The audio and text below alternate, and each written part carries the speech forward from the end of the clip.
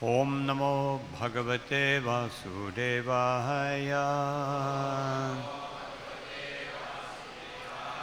Om Namo Bhagavate Vasudevaya. Om Namo Bhagavate Vasudevaya.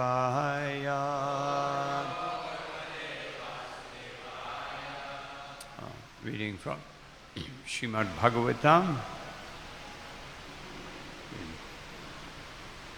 10th Canto, 85th Chapter, text number 40.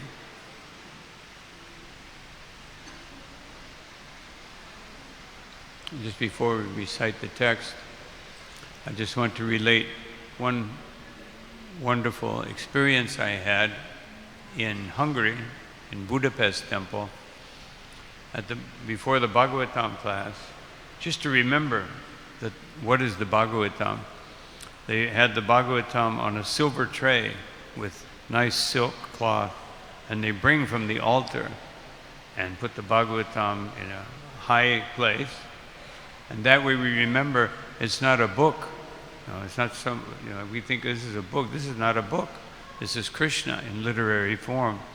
So I thought that was very nice, and I suggest that management can consider this very nice way of remembering Bhagavatam, Chaitanya Charita, to bring them from the altar, because it's Krishna himself. So, Darshanam Bam Hi Bhutana Dushpraptam Chap Yudulabam Rajastama Swabhavanam Yanna Prapto Yadrichaya Darshanam Bam Hi Bhutanam Dushprapam Chapyudurlabham Rajastama Swabhavanam Rajastama Swabhavanam Darshanam Bam Hi Bhutanam Dushpraptam Chapyudurlabham Rajastama Swabhavanam Yanna Prapto Yadrichaya.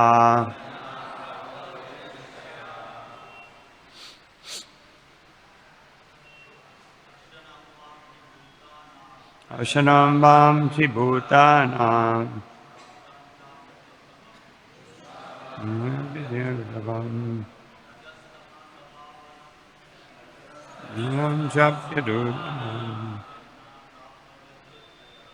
Rajasthamas Jaya Darshanam Bhadhi Bhutanam Dushpratam Jagadurlabam Rajasthamas Prabhavanam Yana Prapta Yadichtaya Darshanam Bhai Bhutanam Dushpraptam Chapadurlabham Rajastama Swabhavanam Yana Prapto Vidichtaya. Vaishnavis Nanamami Bhutanam Dushpraptam Chapya Durlabham Rajastamas Bhavanam Yanna Prapto Yajichtaya. Darshanam, the vision, Bam, of you too. He, indeed, Bhutanam, for living beings in general. Dushpraptam, rarely achieved. Cha api, yet still. Adulabham, not difficult to obtain. Raja, in passion. Tamaha, and ignorance. Swabhavanam, for those whose natures, yat, in that, naha, by us, prapto, obtained, yadrichaya, causelessly. Translation and purports. Seeing you, lords, is a rare achievement for most living beings. But even persons like us, situated in the modes of passion and ignorance, can easily see you when you reveal yourself by your own sweet will. Everyone can please repeat. Seeing you, lords, is a rare achievement for most living beings.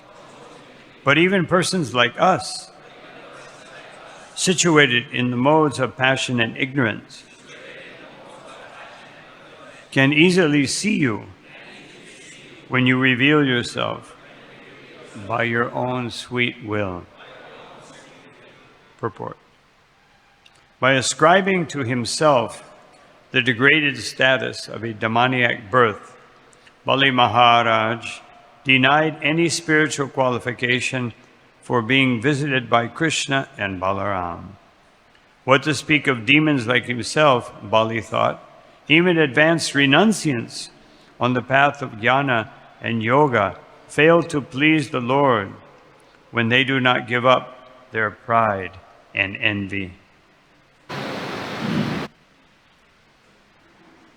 Om Jnana-timirandasya Kiranjana Shalakaya Chakshurum Militam Yena Tasmai Sri Gurave Namaha Vichaitanyamaro Stapitam Yena Bhutale Swayam Rupakada Mahyam Dadati Swaparantikam Namo Vishnu Padaya Krishna Prestaya Bhutale Shrimate Bhaktivedanta Swami Niti Namine Namaste Saraswati Deve Gauravani Pacharine Nirvishesha Shunyavadi Pastyatya Rishatardine Jaya Shri Krishna Chaitanya Prabhu Nityananda Shri Advaita Gadadhar Shivasari Gaura Bhaktavinda Hare Krishna Krishna Krishna Hare Hare Hare Rama Rama Rama Hare Hare.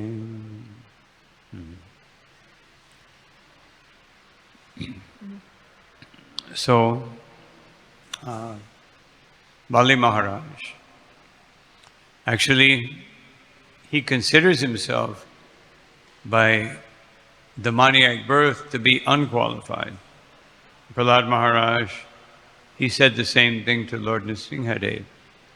When first he approached the Lord, then tears came to his eyes by seeing the beauty of the transcendental form. Although certainly for the demons, it was not such a beautiful form. Because Lord Nrsimhadev killed them. Only a few demons escaped. When they saw all the other demons were being killed, they forgot about chivalry. Although they would have been more fortunate to be killed by the Lord. So they got a double minus. First, losing the Kshatriya pleasure of fighting, and second, being killed by the Lord. But certainly, even the demigods, they all offered prayers, starting with very insignificant. It's very interesting, those prayers to Lord Nrsimhadev. If you read them carefully, each prayer reflects the consciousness of those who are reciting the prayer. Just like Indra, when he recites his prayer to Lord Nrsimhadev, he says, "My Lord, please be satisfied by giving us the ability to serve you in the heaven." Otherwise, he's saying, "Please preserve my position," basically. And the Kinnaras, the Charanas, they all pray for something, there's a material element. Then Lord Brahma, his is more transcendental. Lord Shiva, his is more transcendental. And Lakshmi Devi, even more transcendental.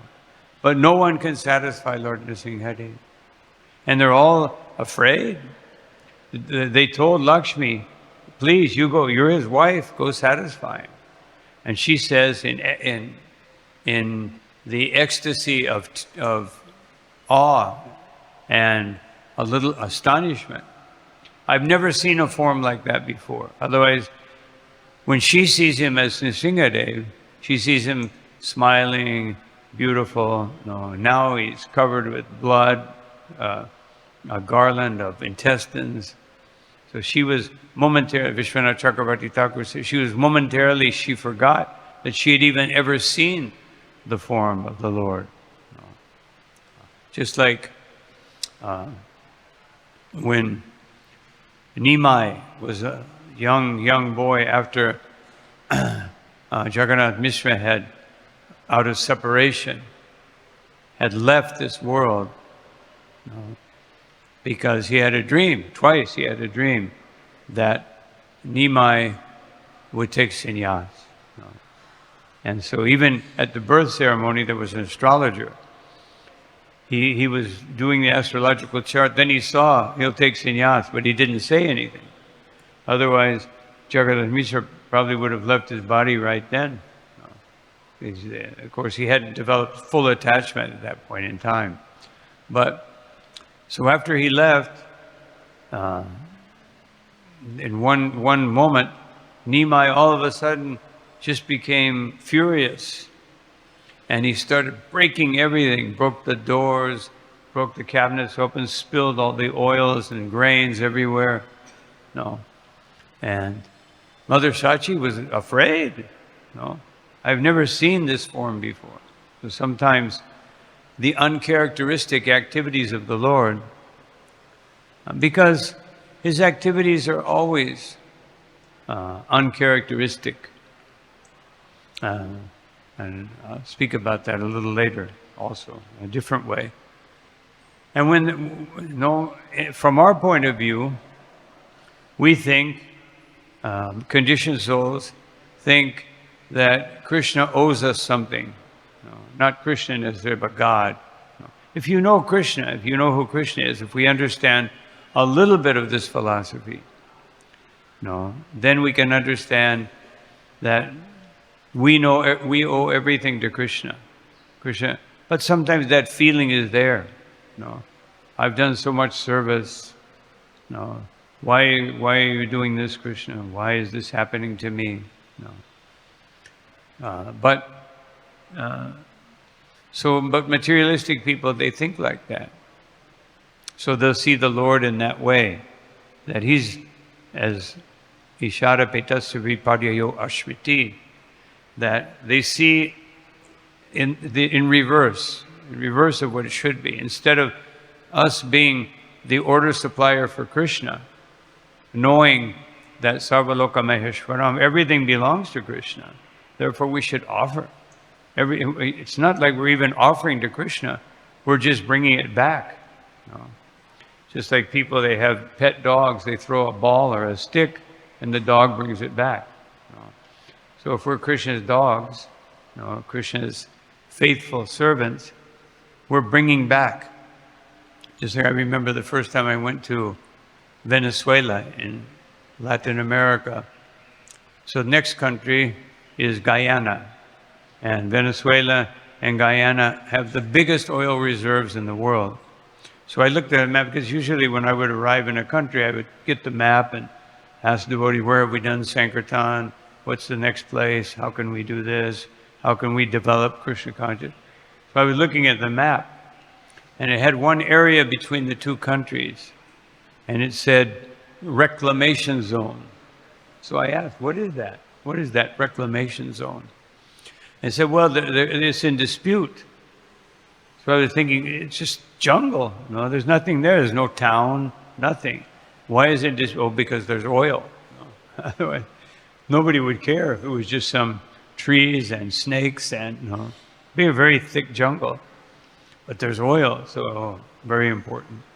So I was just thinking that this whole material world is a reclamation zone. And once we realize who we are and who is Krishna, our duty is to reclaim this property for Krishna. That's what we're doing. No? Taking everything. And we can't do it physically. We don't have an army, no? Like we heard the other day, Bali had a big army, could defeat Indra. We don't have such an army. But we have an army of Sankirtan devotees who will give the consciousness, this book distribution. It's not just, satisfy Srila Prabhupada, although that is there. We should try to satisfy Srila Prabhupada.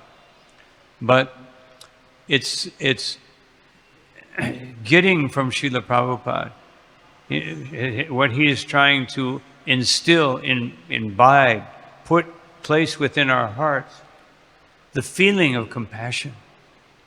That all these living entities are trying to steal from Krishna. And what our duty is to let them understand that actually everything belongs to Krishna. So when one understands that, then there's only one thing to do: to give to Krishna, to serve Krishna, and not that Krishna is the order supplier. But this is the unfortunate condition of the living entities, that Bhayam Dvitiya Viniveshata Syat. Bhayam, they're in anxiety, full of fear, because Dvitiya Abhiniveshata, because this Dvitiya, this secondary cause, Maya, they think this is the actual cause of everything. And therefore, Ishara Pitasya Vipareyo Ashmiti, and therefore, everything's in reverse. Instead of worshiping Krishna, surrendering to Krishna, giving everything to Krishna, the opposite. What can I get from Krishna? So when we come to Krishna consciousness, we have to be very careful that we don't think that this is some opportunity. Especially now, here in India, in our movement has become very popular. Many people are willing to give some land or give some donations. And we don't think, let me get my piece of the pie. No. Let me get something from Krishna. No. We have to be very careful. Everything. Srila Prabhupada said so many times. I was going to count it one time. I keep forgetting how many times Prabhupada said, not one farthing for oneself. No. Everything for Krishna. Then we will be successful in spiritual life. Otherwise, we will commit offenses to the deity, to the holy name, to the Vaishnavas, thinking that I should be taking something from Krishna. No. A devotee feels so bad just that anything, there's a competition. Krishna says, Sarvadamam parichaja mamekam sharanam raja aham tam. That he says, I want you to take from me. He said, I'm providing for you. It's his instruction. No. He's saying, Sarva papebhyo mokshaya shami ma shuchaha. Don't fear, I will provide. But a devotee doesn't want to provide. And also he says, Yogakshemam baham yaham. He's offering some service, but a devotee feels bad. But on the other hand, what alternative do we have? Do we have an alternative source? No. Is there some other place we will get something? But therefore, out of extreme gratitude, feeling bad that Krishna is providing, I should be providing for Krishna, yet he's providing everything for me. I should be providing for Krishna. No. So a devotee thinks like that. Very, doesn't want to take anything from Krishna. Wants to give everything to Krishna. Just like Kolavesha Sridhar. When he was, he would get some earnings, like the equivalent maybe of, nowadays 10, 20 rupees he would get in a day. But he would take half and offer it to the worship of the Ganga. Half of his earning with nothing. How many people here can live on 5 rupees a day? So not very many. But he would. He was so poor that his water pot where he drank water had holes in it. But Lord Chaitanya, seeing his devotion, he took that water pot and drank from it as if it was nectar. So, because this is the way, just like this verse is saying, that yana paptao yadrichchaya. If the Lord reveals himself, even though rajastamas sabhavanam, even though we have this nature, Bali Maharaj is being put into this condition. As we discussed yesterday, he's king of the Deities. And he's thinking that way. And Prahlad Maharaj thought that way. And he said to the Lord, I have demoniac blood flowing in my veins. How can I serve you? How can I worship you? But the Lord touched him on his head, and he was able to glorify. Dhruva Maharaj also, when he saw the Lord appear before him, he said that, I had everything. Stanabilasi tapasobhati. I had everything. I had so much from Paptavam, Devamunindra Guyam. I had so much power, even more than the Devas and the Munis and all the big Indras and controllers. I had more than all of them. But then, but then I realized that all of this that I've acquired, or all of my ambition, he approached the Lord out of anger. He approached the Lord out of ambition. He approached the Lord, out of greed, practically. I want a kingdom greater than that of my grandfather. Otherwise, I want a kingdom that's greater than the universe. That's a pretty big ambition. Most of us, we would like, well, maybe let me at least get if I could just get a 600 square meter house, then I'll be okay. I'll be nicely situated. But he was not sad. And he said, all of this ambition, this whole universe, is like a little piece of glass compared to the transcendental gem of just having the darshan of the Lord. Just like Narada Muni, when he was approaching the Lord appeared before him. And he said, this is the only time you'll see me in this lifetime.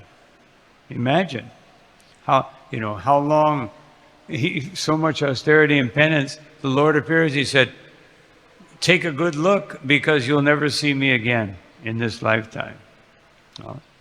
Imagine the determination that a devotee must have. And he felt very grateful, very happy that I have this opportunity. And just like Mukunda, during the Mahapraharana Lila, at the very end, Shiva said, what about Mukunda? Oh, Mukunda no. Why Mukunda no? Why? My Lord, are you joking? He's your great devotee.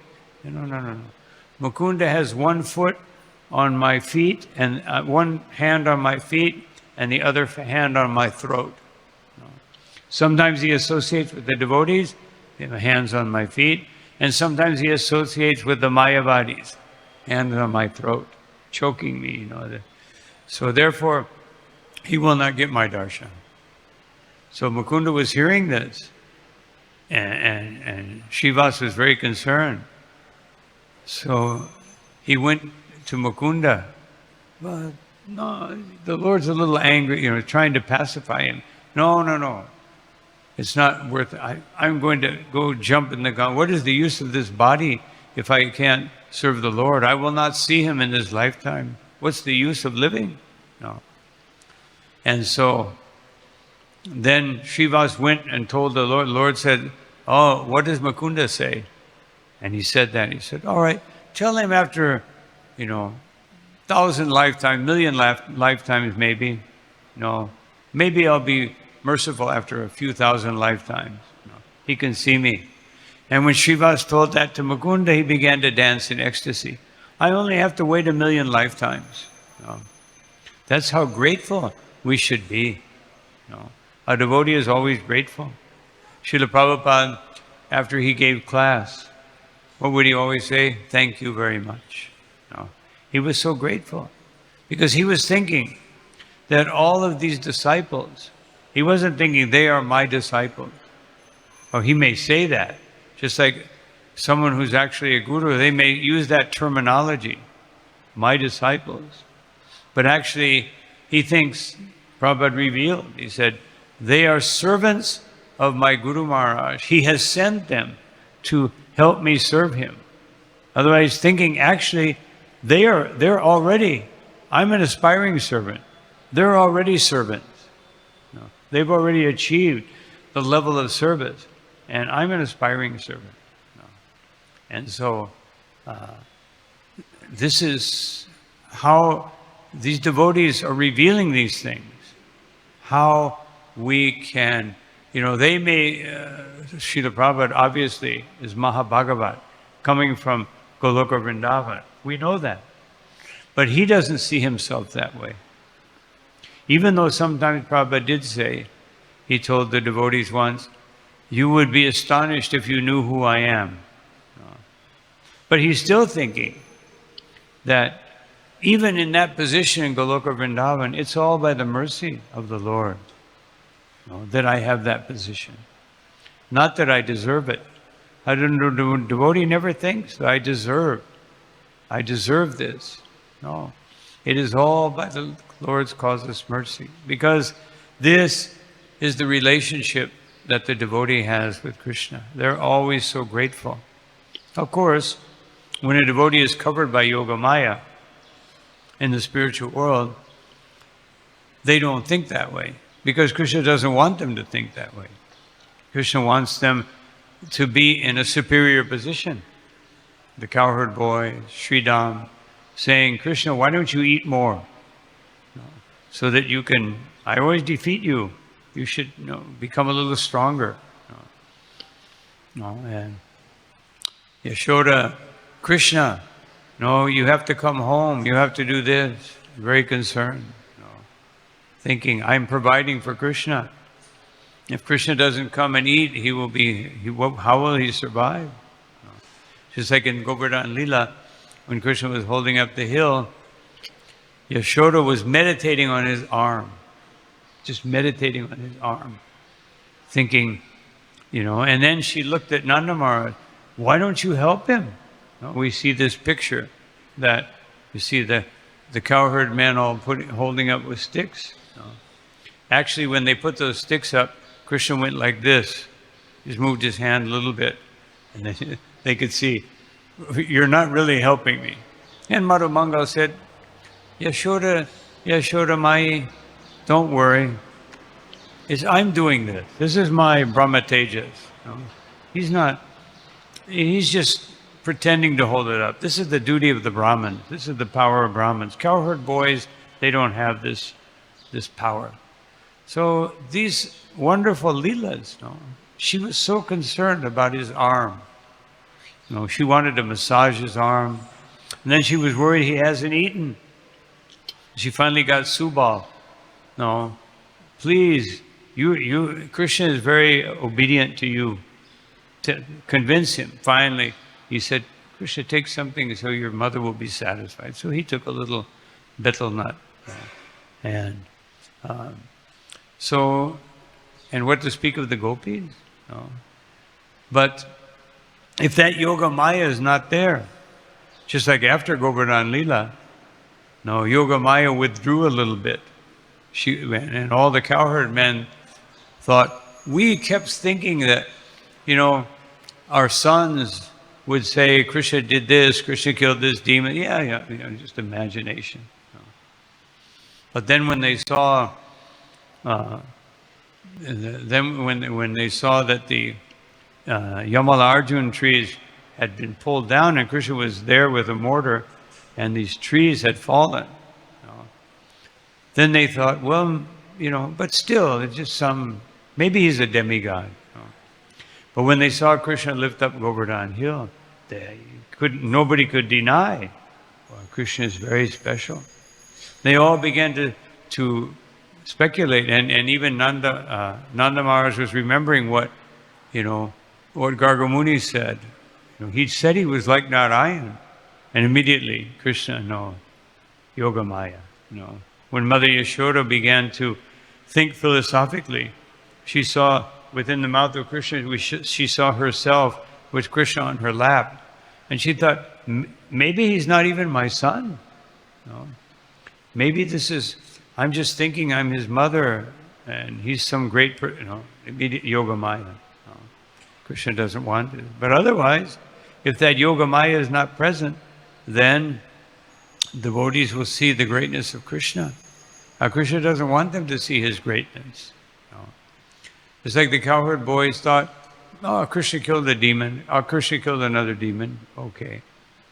Even one demon, just speaking about, as it says here, appearing to unqualified persons by your own sweet will. When he killed Aghasura, the Aghasura is spiritual, as a spiritual spark, was coming out of the body. Now, generally, when Krishna would kill these demons, they would merge into his body. But in the case of Aghasura, because Krishna was standing right there, he passed by Krishna and he took darshan. And therefore he went to Vaikuntha.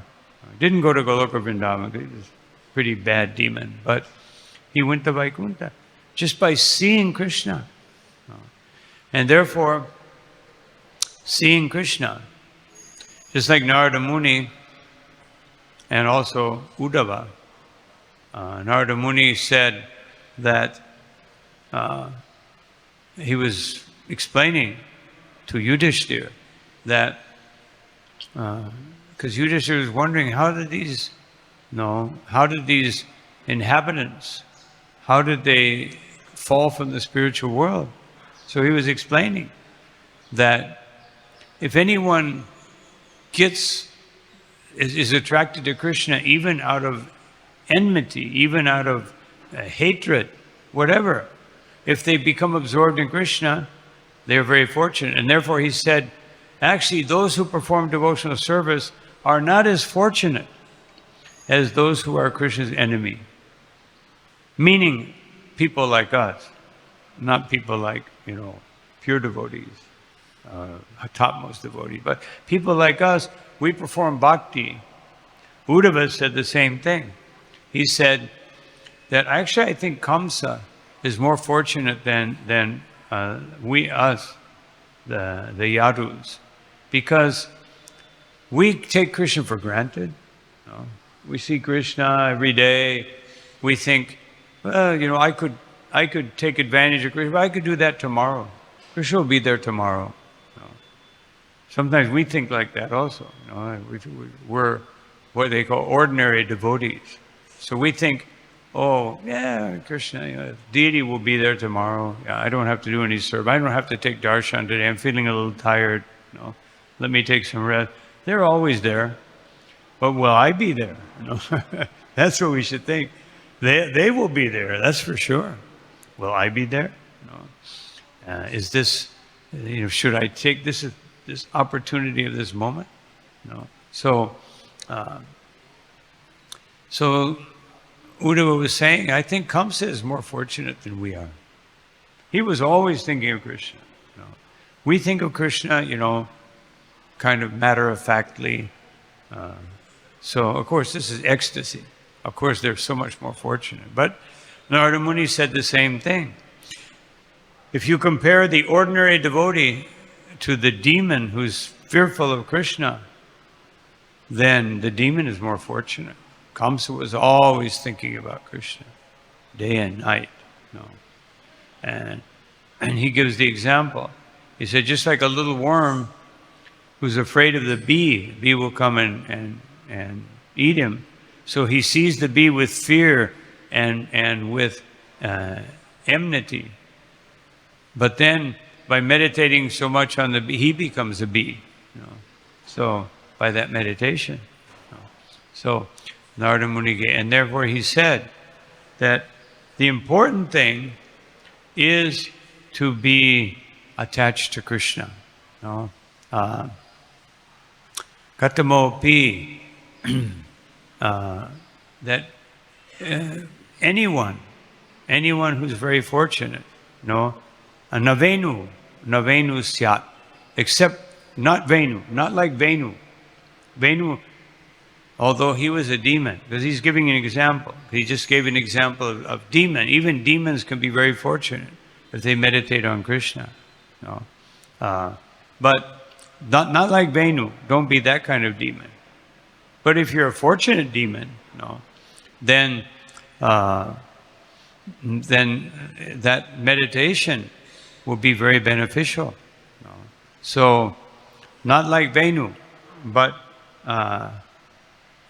if you just somehow or another are able to fix the mind on Krishna, Mana Krishna Niveshayat, if we can just by somehow or another,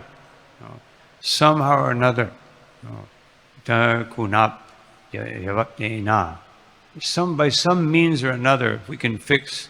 So he had given some examples. Gopya kamat. The gopis, by the lusty desire. Of course, the lusty desire, it appears to be a lusty desire. It's actually the purest, highest, most elevated love. Or bayat kamso, or like Kamsa, out of fear. If someone is fearful, like Kamsa, very deep meditation, or dveshach, chaijadayo nripa, or like demoniac kings, like the king of Chaitya, if envious of Krishna, but he was meditating so much on Krishna, Shishupal, that he was killed by Krishna and was liberated. So, or Sambadhyad Vishaya, or the Vrishnis, by family relationship, or Snehad Yuyam, or like you, Yudhishthira, you, the Pandavas, out of deep affection. Any of these ways, or Bhaktabayam Vibho, or like we ordinary devotees, by sadhana bhakti, if we're very serious, we meditate on Krishna through sadhana. Therefore, the deeper, the more constant, the more intense is our sadhana, increases our meditation on Krishna. Of course, it shouldn't just be some mechanical thing. I get up in the morning, I take the darshan, I bow down 3 times, and then finally, prasadam. Finally, what I want, what I like, prasadam will come. But we shouldn't be doing it mechanically. But even if you're doing it mechanically, in the beginning, that's okay. But don't let it be mechanical all the time. Let it be real. Let it become meaningful. Let me, when I bow down, just like Bali Maharaj, I'm putting my head down so Krishna can put his lotus feet on my head, and bless me. Like one example, just like it's saying here, those in the mode of passion and ignorance. One example is Trivakya, Kubja. So Kubja, she was actually bringing some oils for Kamsa. And it says in the Bhagavatam, she was actually beautiful, it's just that she had a hunchback. She was a beautiful lady, young, beautiful lady, but she had a hunchback. So Krishna saw her. Now why would, she offered some oil. Because when she saw Krishna, he was so beautiful that she couldn't resist. Now, Kamsa is not, you can't just give an explanation to Kamsa that I was bringing some oil, but I gave it to the very person that you hate. No, you couldn't. She was taking a big risk. No, but when she saw Krishna's beauty, so therefore, when we see Krishna's beauty, we should also be willing to take the risk. Give up my sense of security in this material world. No. Take that risk. Give up. Just like I was with some devotees the other day, and one of the devotees, one devotee was asking another devotee, please come and help us do service. And then that devotee asked the devotee who was speaking, how old are you? And he said, 56. He said, then, okay, I'll come and do the service, but you give up your business and surrender to Krishna right now. Then I'll come. And he agreed. No, it actually worked. No. So that's how we should give up our sense of security here. Not that everybody should give up their every grihastha. Prabhupada also taught us how to be a responsible grihastha. No, you don't just give everything up irresponsibly, but you know that everything is for Krishna, and you never stop meditating. When is the moment when I can increase my external service? And in every moment, I should be increasing my internal service by chanting with more attention, by worshiping my deity with greater, attention, meditation, etc. I should be doing everything more deeply. Just like one devotee asked me, he said, when I was a brahmachari, I was distributing 200 books a day. Now I'm married, I can hardly distribute any books. I said, yes, but internally you have to continue to advance more. No. Because Krishna is not looking at the quantity, he's looking at the quality of your bhakti, the quality of your devotion. So Trivakya, Krishna grabbed her, straightened her out. And Vishwanath Chakravarti Thakur explains that actually she was an expansion of Satyabhama. And her name is Prithvi. She is a deity of the earth. And so that the earth was burdened. It was bakra, it was curved, it was bent because of the burden of all these Kshatriyas. So Krishna, when he pulled her like that, he was saying, don't worry, my dear Prithvi, I'm going to take away the burden. Now you can stand up. So her relationship in her original form in Satyabhama is to love Krishna, and to be intimately connected with Krishna. So therefore, she acted like a woman of, as they say, ill repute. And she invited Krishna. Krishna said, oh, yeah. So Krishna revealed himself. So one can say, oh, well, that's because she was Satyabhama. Yes. But Krishna used her to show how merciful he can be if someone simply meditates. She just saw his beauty. She meditated on him intensely. I want to be with him. This is how could she relate? She was a young woman, unmarried. She sees this beautiful person. She wants to be with that person. And so Krishna satisfied her desire. And so this is, in one sense, we are doing the same thing. The earth right now is very much bent over by so many demoniac kings, and they're not even good demons. The demons at Krishna's time were qualified demons. These are not even very qualified demons, but they're creating such a disturbance because the whole atmosphere is so demoniac, that they can excel. Otherwise, by their own ordinary demoniac ability, they're just like little rakshasas. They're not even like powerful demons. But they've got the whole world immersed in sense gratification.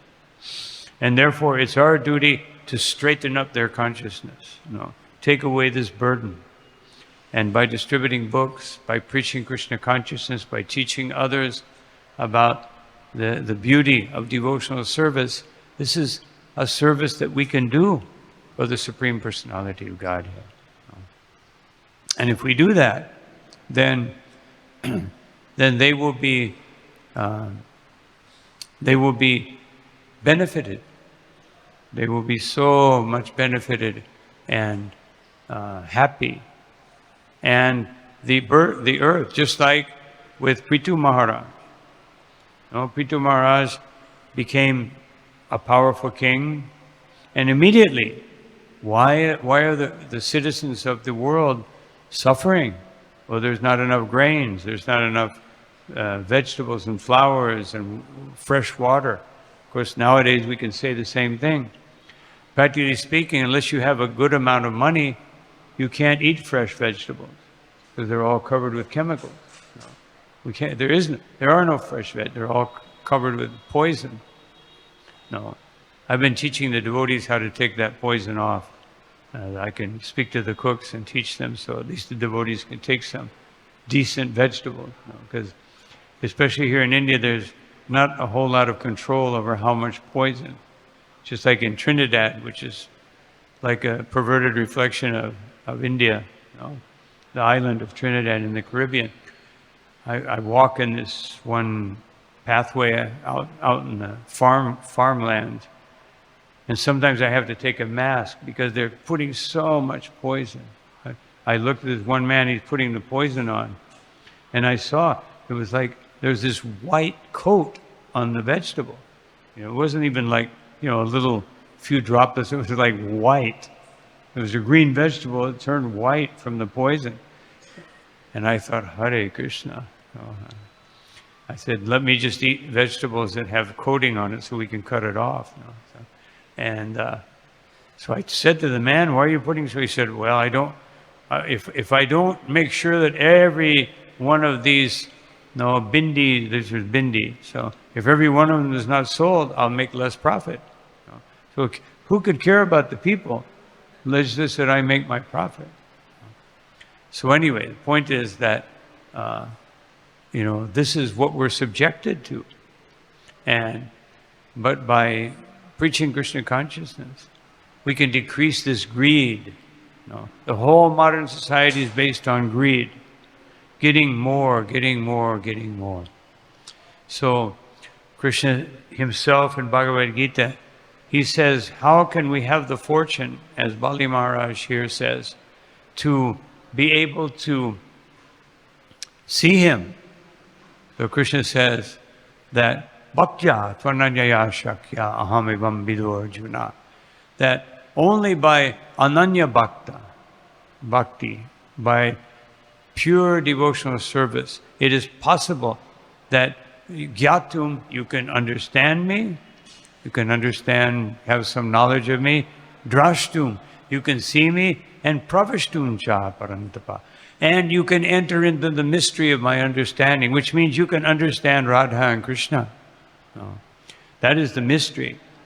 We can understand Krishna as the Supreme Person, but to understand Krishna in Vrindavan, pravashtum, to understand more and more deeply, Krishna will reveal himself more and more and more.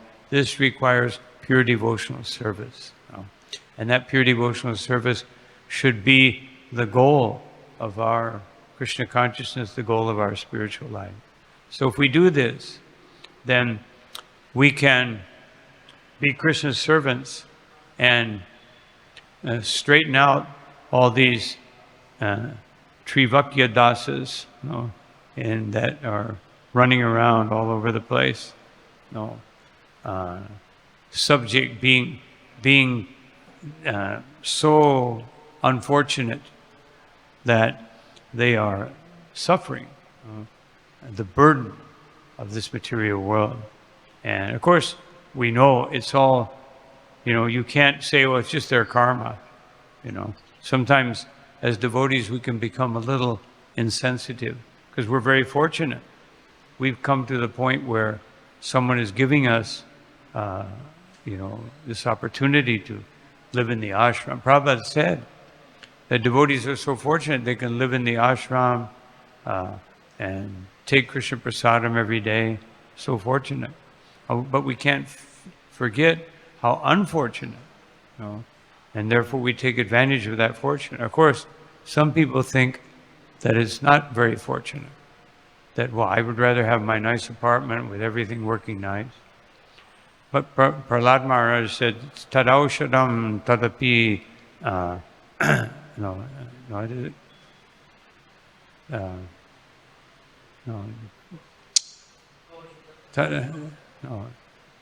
Dukanam tadapi dukam. That sometimes the arrangement you make to get rid of misery is worse than the misery itself. Otherwise, sometimes I see these people sleeping on the park bench, or I saw some man sleeping on the beach today. He doesn't pay any electricity, doesn't pay any water bill, doesn't pay any taxes, and he's still eating. And he's probably, in his own way, just as happy as anybody else who has a nice big flat that cost him 2 crores and this and that. Because, as Srila Prabhupada said, in our sophisticated way, we're going on 4 wheels to the restaurant, and the dog is going on 4 legs to the trash pile. But the sensation is the same. If you eat khichdi on a golden plate or a silver plate or on a paper plate, it tastes the same. So, not that. If you eat it on a golden plate, it tastes much better. Probably tastes worse, but because you have to pay for all that. So anyway, point is that we have a great responsibility, but we shouldn't just see it as a responsibility. We should see it as an opportunity to be the instrument of Krishna and allow these people to have the opportunity to change their very existence, which is actually, as Prahlad Maharaj said to his father, that it's actually, even if you're thinking about your own benefit, Swartakatim hi Vishnu, Swarkati, even if you're thinking of Swa-artagat, of your own benefit, still Vishnu is the solution. What to speak if you're fortunate enough to think of the benefit of others. So, anyway, these are some thoughts on this verse. I'll stop here. Any comments or questions?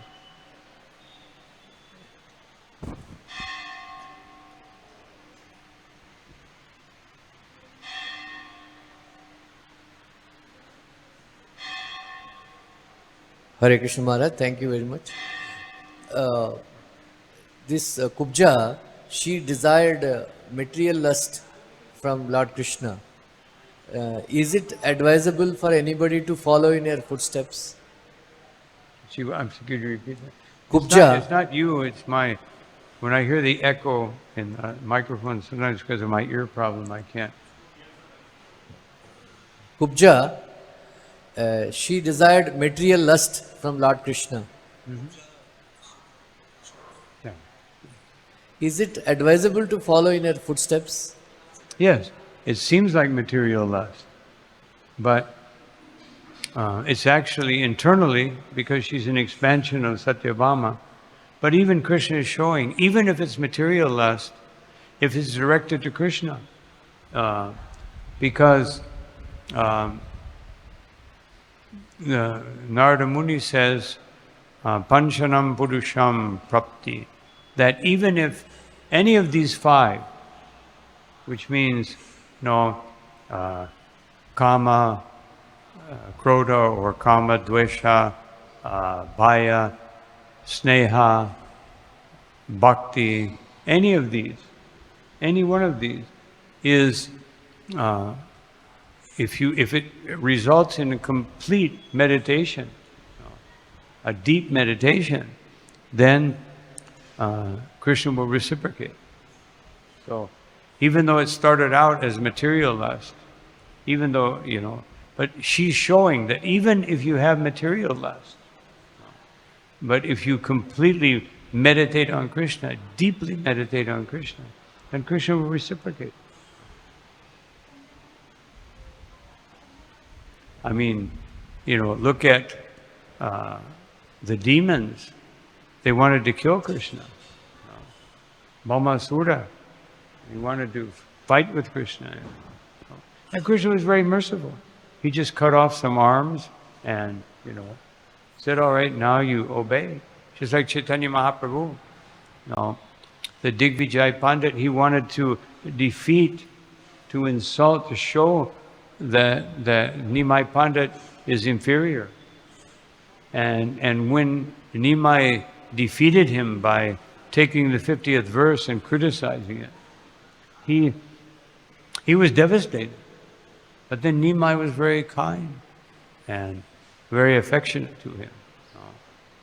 And then afterwards he said, you have all this knowledge, just use it for glorifying Krishna. After Saraswati explained, I couldn't help you because he's my master. There's no way I could help you in an ordinary circumstance. I can't help you now. And when he realized that, he became a little humble, and Chaitanya Mahaprabhu engaged him in service. He didn't chastise him. Like sometimes we have the tendency that we tell someone something and they don't obey. And then when they finally realize that what we told them, and then we again chastise them, instead of being very grateful, very happy. Just like one time Srila Prabhupada became very angry at one devotee and chastised him severely.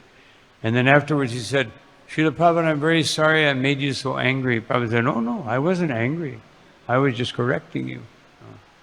So it's like anger, if used properly, just like a father or a mother's anger, it's only to correct the child. As soon as the child is corrected, then there's no more anger. Of course, nowadays we see sometimes parents are not so qualified because they have bad habits. But a normal father or mother, as soon as the child understands, then you're loving sentiment. So Prabhupada was like that. And sometimes he would become so angry. I saw just one time, this is something that devotees said many times, his lips would quiver. He would be so angry, his lips would be shaking. But as soon as it was over, then Prabhupada just smiled. One devotee in one GBC, who was my GBC at the time, Prabhupada chastised him, got very upset. And for 3 days, Prabhupada wouldn't talk to him. And then on the third day, he said, Prabhupada, please forgive me. And Prabhupada said, he asked him the question, have you learned this? Oh, yes, Prabhupada. And then Prabhupada smiled and said, all right. So he just wanted him, he was being heavy because he could see, Prabhupada could see. Anybody who especially devotees who had a lot of association with Srila Prabhupada, they all said that when Prabhupada looked at you, it was like, he was like an X-ray into your consciousness. He could see what was wrong, what was right. And so, it felt like that. Just like I'll just give this example. That same GBC, when he first came to India, he had a guitar. And so he said, Prabhupada, I made a song about Krishna, can I play it? Prabhupada said, not like enthusiastic, yes. And so he played his song. He was waiting. He told me about this afterward. So Prabhupada, he was waiting for Prabhupada to say, oh, that's so nice. So Prabhupada, what do you think? He said, it is a nice sentiment, but if you want to learn how to glorify Krishna, you must follow Narottam Das Thakur and Bhakti Vinod Thakur. It's like, Hare Krishna. When you wanted to get something from Prabhupada, you always generally got the opposite. You wanted him to say, oh, you're a nice devotee, or, no, he was just the opposite. So, anyway, so we'll take one question. Hare Krishna. Hare Krishna. Hare Krishna, in Bhagavad-gita it is told that you can employ your lust and anger in Krishna consciousness. So, we can employ our lust and anger in Krishna consciousness. It is told in Bhagavad-gita. Just the echo. Yes, Narottam Das Thakur says you can employ everything except for envy. No. So he said, how do you engage lust or desire? You desire, you make your desire, otherwise you have some desire, I want to work in this way, so you do it for Krishna. That's what Narottam Das Thakur said. Your anger, he says, just like Hanuman. No. He employed his anger. So, but it has to be scientifically done. No. We can do it. We can do it, but it requires some understanding and some meditation. It requires following the acharya. So not that we just, I'll employ my anger by correcting the devotees that I don't like. No. And I'm really feeling anger. I'm not doing it for their benefit. Then you're not employing your anger. You're just exhibiting your false ego. But in 4 regulative principles, it is told that no illicit sex. This applies for Grihastha and Brahmachari. Isn't it, Maharaj? So what was that? No illicit sex. Should be.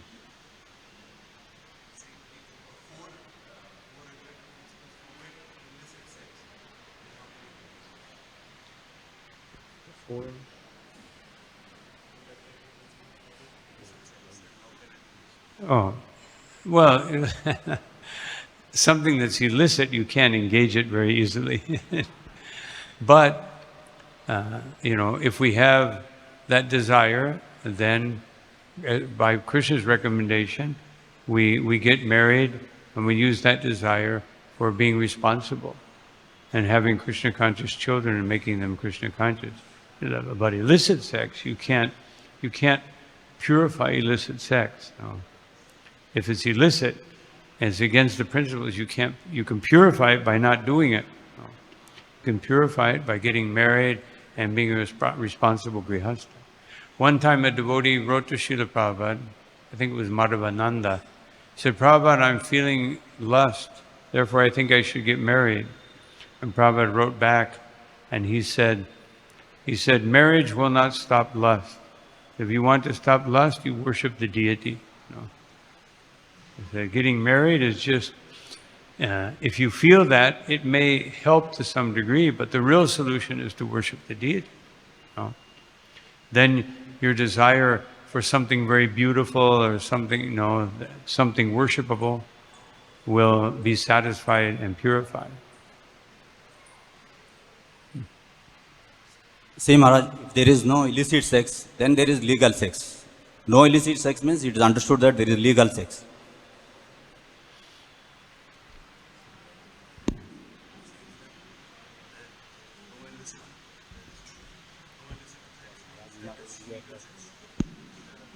No illicit sex doesn't mean legal sex. That will be the result.